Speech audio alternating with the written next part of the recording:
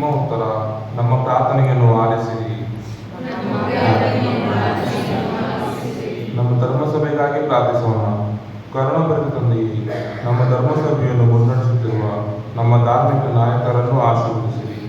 ನಮ್ಮ ವಿಶ್ವಗುರು, ಎಲ್ಲ ಧರ್ಮಾಧ್ಯಕ್ಷರು, ಯಾಜಕರು ಹಾಗೂ ಧಾರ್ಮಿಕ ಸಹೋದರ ಸಹೋದರಿಯರು ನಿಮ್ಮ ಪುತ್ರರು ಗಳಿಸಿಕೊಟ್ಟಿರುವ ಶಾಂತಿ, ಪ್ರೀತಿ, ತಾಳ್ಮೆ ಹಾಗೂ ಕ್ಷಮೆಯ ಸಾಧನಗಳೆಂದು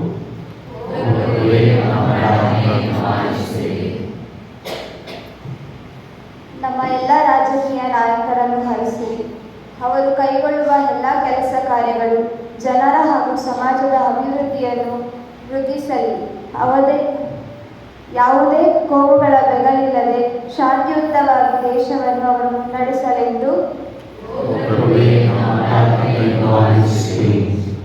ಜಯಂತಿಯನ್ನು ಆಚರಿಸಲು ಇಲ್ಲಿ ಸೇರಿರುವ ಎಲ್ಲರನ್ನು ಆಶೀರ್ವದಿಸಿ. ಪ್ರಭುವೇ, ನೀವು ನಮಗೆ ನೀಡಿರುವ ಶಾಂತಿ, ಪ್ರೀತಿ, ಕ್ಷಮೆಯನ್ನು ನಮ್ಮ ಜೀವನದಲ್ಲಿ ಅಳವಡಿಸಿಕೊಂಡು ಉತ್ತಮ ಕ್ರೈಸ್ತರಾಗಿ ಬಾಳುವ ಕೃಪೆಯನ್ನು ಕರುಣಿಸಿರೆಂದು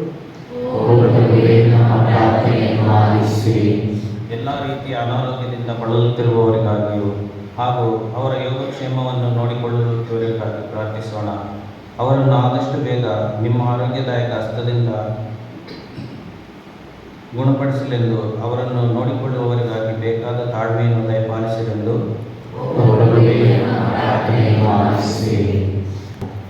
ನಮ್ಮ ಮಧ್ಯದಲ್ಲಿ ಪ್ರಭು ಇದ್ದಾರೆ.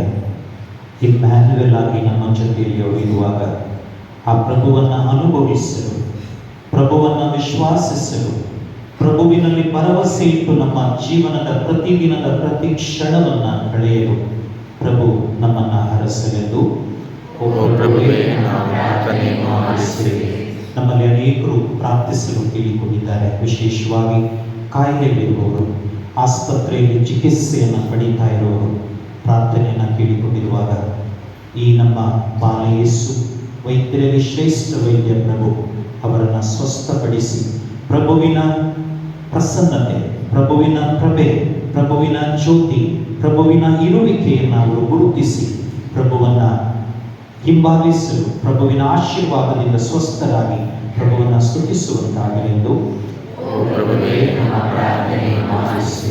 ನಮ್ಮೆಲ್ಲರ ವೈಯಕ್ತಿಕ ಉದ್ದೇಶಗಳನ್ನು ಬಾಲಯೇಸುವಿನಲ್ಲಿ ವಿನಯಿಸಿ ಬೇಡೋಣ.